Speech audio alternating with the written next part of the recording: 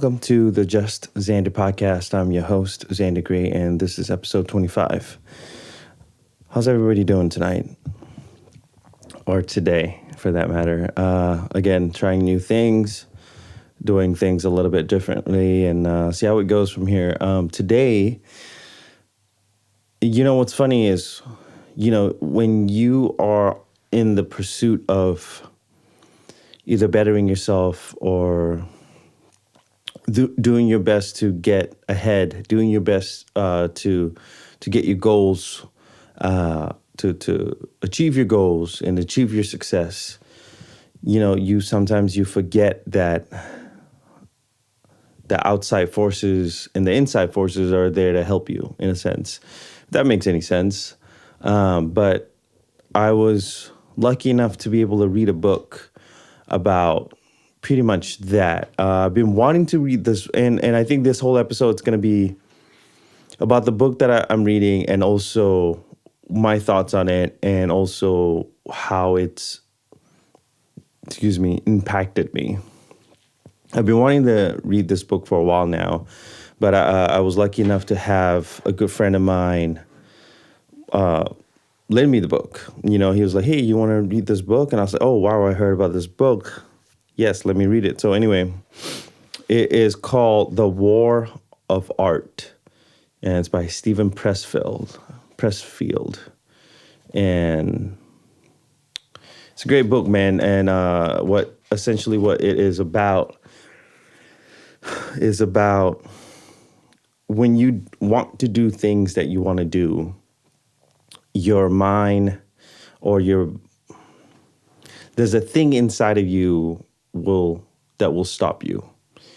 There's a thing that inside of you will tell you, "Hey, let's not work on that symphony right now. Let's not write this song right now. Let's relax. Let's spend time watching TV, playing some video games,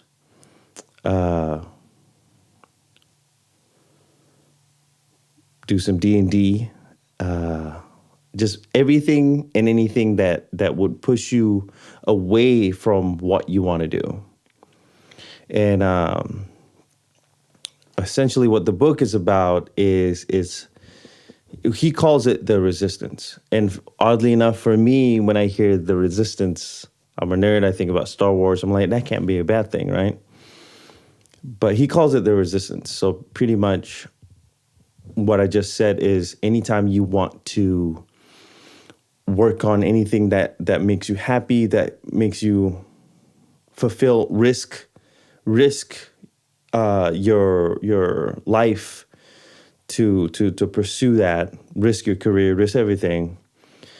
Basically, the resistance is telling you to not do that, to be comfortable, to be happy where you're at, and deep down you're not, And I battle with it. I struggle with it constantly. Again, not trying to toot my own horn or anything. I've had people talk to me about, how do you find time to do all the things you do? You're always busy. You're doing music stuff. You're doing the podcast and so on and so forth. For me personally, I think, for one, I enjoy it, right? I enjoy doing the podcast. I enjoy creating things. I enjoy making music, writing music, releasing music. I'm starting to enjoy it a lot more. From the past podcasts, it was crippling self-doubt that has been pulling me away from it. And that's essentially what the book is talking about too, is that is part of the resistance. I found out my resistance, I don't call it resistance, I call it Frank. I was like, God damn it, Frank. Fuck you, Frank.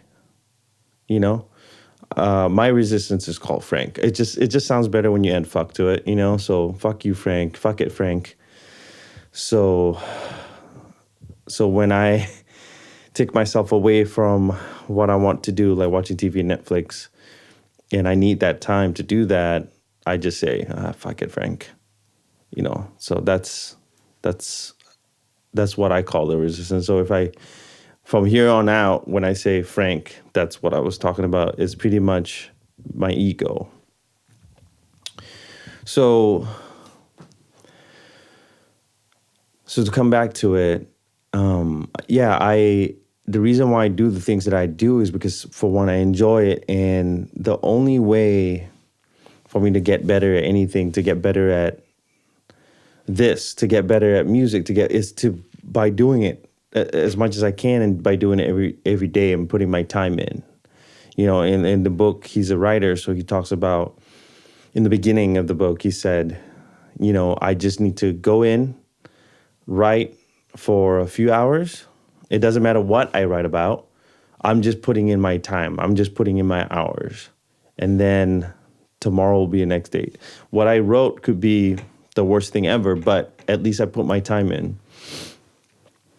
And, throughout the book, he continually talk about that and continually talk about he kind of explained in detail, is through his perspective, what the resistance is doing to him and to you. He kind of explains it very well in a way where you're like, you've had moments of that. And he compared being an amateur and a professional. And if you want to be a pro, you cast aside emotion, you cast aside hating other people's work, comparing yourself to other people. You cast aside validation. You cast aside, wanting the approval and all that stuff. You cast that aside, and you focus on the work. You focus on yourself, for one, and you focus on everything else. Again, we know that when you want anything done creatively, sometimes you need help. Sometimes you either need help, or you work with people that have the same interests as you, as the same passion as you. That's not what he's talking about. But 100% of the time, 1,000% of the time, you're going to have to break through and win your battle, your inner creative battle, through yourself. Nobody's going to tell you to do something you don't want to do. And then when you end up doing it, you end up resenting that person or yourself. Am I right? Maybe. I don't know. So again, full disclosure, before I should have done this. Again, I'm not an expert on anything. Essentially, this is all through experience and perceptions and expectations of myself, and knowing how to figure this out for myself, and I can only speak through experience and expectation of myself and through my own eyes. So this is what I'm giving you. My eyes are dry. Let's take a quick drink break. I don't know how long I'm going to go for this. I'm going to perhaps go longer, or whatever's comfortable. I set myself a timer so I can click the camera only goes 29 minutes and 59 seconds. So if I go over, I'm gonna click. So audio, you're gonna hear it just fine. I might add a little teaser or a little funny bits on video, maybe. So you might have to watch it on YouTube. And so that's not what the book is about. So the book is essentially, it's about him and you explaining what the resistance is, and explaining how to, well, he doesn't really say how to defeat it. I think it was more like how to expect it, what to look for, and essentially telling you that if you want to do something that's creative, risky, that's going to give you that sense of fulfillment, it's going to give you that happiness, you're going to have to fight through the self-doubt. You have to fight through that resistance, that ego, that Frank, you have to fight through it and win. But again, it's day to day, from what I've talked before, sometimes you have to give yourself a day where you need to hang out with Frank. You need to succumb to the ego and succumb to the resistance. And that, I think that's okay too, but do not blame other people if you don't get that type of work done. You gave yourself up to resistance, to Frank, to your ego, to either play video games, to do something kind of to escape, right? But don't judge yourself. Don't lose yourself. Know that if you need that little break, do it, and then come back and fight that battle and win that battle. And also in the book, he talks about territory, and hierarchy, right? So he explains here. I want to read from a book a little bit. So it's territory versus hierarchy. I'm just going to read a little bit of it. Let's see here. So in the animal kingdom, individuals define themselves in one of two ways: by their rank within a hierarchy, a hen in a pecking order, or a wolf in a pack, or by their connection to a territory, a home base, a hunting ground, a turf. This is how individuals, humans as well as animals, achieve psychological security. They know where they stand. The world makes sense. Of the two orientations, the hierarchy seems to be the default setting. Is the one that kicks in automatically when we're kids. We run naturally in packs, in cliques, without thinking about it. We know who's the top dog, who's the underdog, and we know our own place. We define ourselves instinctively, it seems, by our position within the schoolyard, the gang, the club. It's only later in life, usually after a stern education in University of Hard Knocks, that we begin to explore the territorial alternative. For some of us, this saves our lives. I'm going to continue on because I think this is a very interesting read, and I don't think it's going to hurt you. I know I'm reading through it, but I think this is very important. Most of us define ourselves in a hierarchy and don't even know it. It's hard not to. School, advertising, the entire materialistic culture drills us from birth to define ourselves by others' opinions. Drink this beer, get this job, look this way, and everyone will love you. What is a hierarchy anyway? Hollywood is a hierarchy. So are Washington, Wall Street, and the daughters of the American Revolution. High school is the ultimate hierarchy, and it works. In a pond that's small, the hierarchical orientation succeeds. The cheerleader knows where she fits. So does the dweeb in chess club. Harsh. Each has found a niche. The system works. So anyway, so on and so forth. So he talks about there's a difference between territory and hierarchy. And so I won't bore you, but what he's saying is that when you do things in a hierarchy, you are doing things technically not for yourself. You're doing it for other people. Let's say you're in a job, right? And this is not a job you love. Let's say it's a job to pay your bills, to help you in your artistic, creative endeavors or whatever else, your side business or whatever, right? So the hierarchy in that job is you work as a cog or whatever, and then you work your way up, and it's to work hard, please your boss, hopefully work well than others, or step people's toes so you can get ahead. But you're not really doing that for yourself. You're doing it to get more money. You're doing it to please your boss or whatever. But the territory, he talks about what is your territory, right? So the territory is basically, like, for example, he puts it in the books like Arnold Schwarzenegger, his gym, him going to the gym is his turf, is his territory. No matter what happens, when he goes to the gym, he does it for himself. He doesn't do it for anybody else. He doesn't care if anybody else is there. He does it.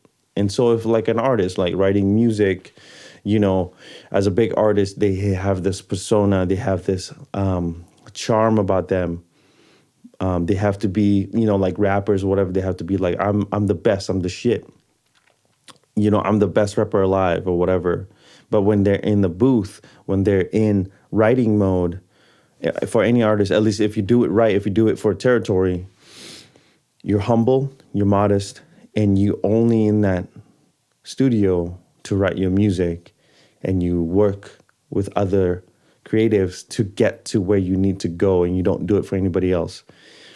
In the book, it says when you write music, at least for me, because it's very relatable to me, it's not about writing music that is gonna, the masses is gonna like. So let's say what's in right now is hip hop, right? Rap, and what's in right now is trap music or whatever. So all the producers or whatever artists or whatever, they're like, okay, I need to write that way. I need to listen to what's cool, what's popular right now, and then dive into it. So the question would be, are you doing that for yourself, or are you doing that to gain followers and gain money and be popular? And again, you might find success in it, but are you genuinely happy and genuinely fulfilled if that were to happen? And he says that, when you do that, when you do it for hierarchy, it's blasphemous. Because you're taking away your muse, you're taking away the gift that you were given to give to other people through you. And it's like he's saying that your art and your art and anything that you do that's inside, that's your inner soul, that you feel compelled to do, it's not yours. It's meant for the world, pretty much. It's meant for other people. I know it sounds crazy. It sounds like very, very what's that? Very philosophical. It's very existential, but it's true. If you're an artist and you're listening to this, and if you're a creative, it makes sense, because how many times that you've wanted to do something, you pushed it away aside because you didn't want to get it done, or you just too drowned out by self-doubt and what people are going to think about it, and like, am I going to succeed? And he also talks about the fear of actually succeeding, which is crazy. And I don't want to get into that because it's not what really I want to talk about. But I think the question would be, and how the difference between territory and hierarchy when you do your thing, right? When you do your creative anything, is to ask yourself, if you were the last person on earth, would you still do the thing that you're doing, right? If you're the last person on earth, where you don't compare yourself to other people, where you don't post to get likes, followers, or whatever, would you still be doing your art, your creation, your whatever? Would you still be doing that? I think that is a good question to ask yourself, and that's a good question to know where you're at with what you're doing. And it hit me hard, man.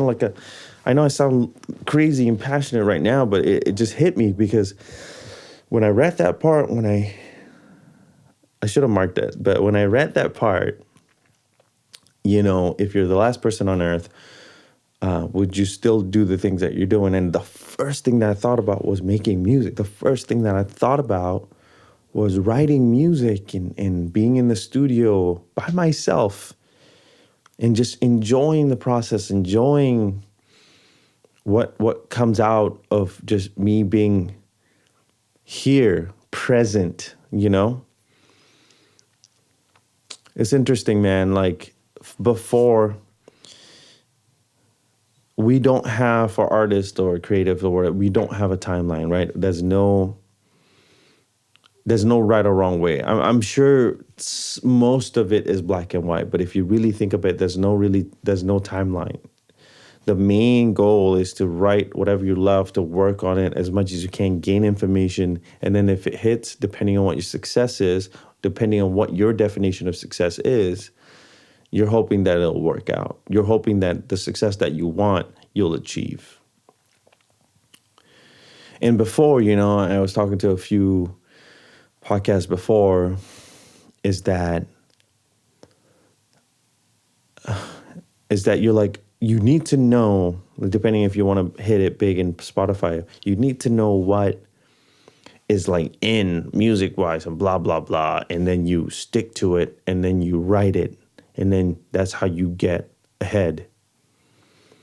And that makes sense in a way, but I think music and anything that's creative is subjective in a way, So if you want to write grunge, if you want to write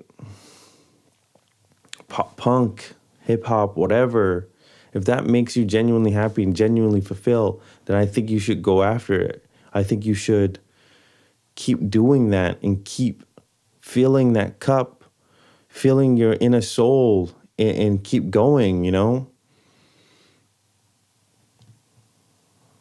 Yeah, man. I finished the book with quickness because I wanted to know where I was at with it. And it's a good book, man. The War of Art by Steven Pressfield. You need to check it out. It's a great book, and it just talks about just again, the cliche line is knowing is half the battle, but just knowing what you're up against, I think will help you fight it with confidence, battle it, and win, I want to read the ending. So what the book is about, the middle of the book, outweighs what the ending actually is. Okay, so I'll read you this. It's not gonna make sense, but it's not gonna make sense, but it makes sense if you're hearing it out of context. Okay, so this is the end of the book, and here we go. Are you a born writer? Were you put on earth to be a painter, a scientist, an apostle of peace? In the end, the question can only be answered by action. Do it or don't do it. It may help to think of it this way. If you were meant to cure cancer or write a symphony or crack cold fusion and you don't do it, you not only hurt yourself, even destroy yourself. You hurt your children, you hurt me, you hurt the planet. You shame the angels who watch over you, and you spite the Almighty who created you and only you with your unique gifts for the sole purpose of nudging the human race 1 millimeter farther along its path back to God. Creative work is not a selfish act or a bid for attention on the part of the actor. It's a gift to the world and every being in it. Don't cheat us of your contribution. Give us what you've got. And you can tell he believes in God and he puts God in the book, but he also used it as a perspective of God being the universe and the energy around us and stuff like that. But for him, he explains it as God because that's what he believes. But it makes sense, though, that end line, So my question for you is figure out your territory. My question for you is if you're the last person on earth, would you still be doing the things that make you happy and fulfilled? Don't do it for your hierarchy. Don't do it. Don't do it for other people. Do it for yourself so you can gift it to other people. Yeah, man, it's a great book. It's a great book. And I'm going to start doing the podcast kind of late because I get super passionate about it. And again, I appreciate for everybody that has taken the time to check me out, listen to the podcast. Please, please, please, please DM me if you have any questions. You can find me on Instagram at just Zander. Sorry, you can find me on Instagram at just Zander Podcast, and also on Twitter at just Zander Pod. Email me at abraxisindustries@gmail.com. I might switch the email pretty soon here, but that's why you can email me. Or just hit me up on my personal page. You can find my email there and everything. Also on Facebook at Just Zander Podcast. I'm releasing my new single, Levitate, tomorrow. So I released this on Monday. So tomorrow, September 8th, Levitate will be out. It's going to be available everywhere. I'm going to keep releasing music. That's the goal. I might take a quick break for December and January, and then continue on after that, just because, it's the holidays and it's time to reflect even more, even though 2020 is about reflection. So I appreciate everybody for taking the time. I appreciate you. I love you all. Please DM me if you have any questions. I'm looking to have guests. I don't know when exactly, but I have a few in mind that I want to, so that will be interesting. So that will, stay tuned for that, and more news on other things as well. But I'm gonna keep it hush hush for now. So again, thank you for listening, and I appreciate all of you. I love you all. Hit me up, follow me, whatever. Okay, I hope this helps you. Oh, what am I grateful for? So I'm grateful for that everything that I have involved myself in with bettering myself. I'm continually getting tools and information to be even better the next time, to be a better human being, better husband, better friend, better brother, better son. And I hope to just keep getting better, So I appreciate you taking the time, and peace. Oh my Lord.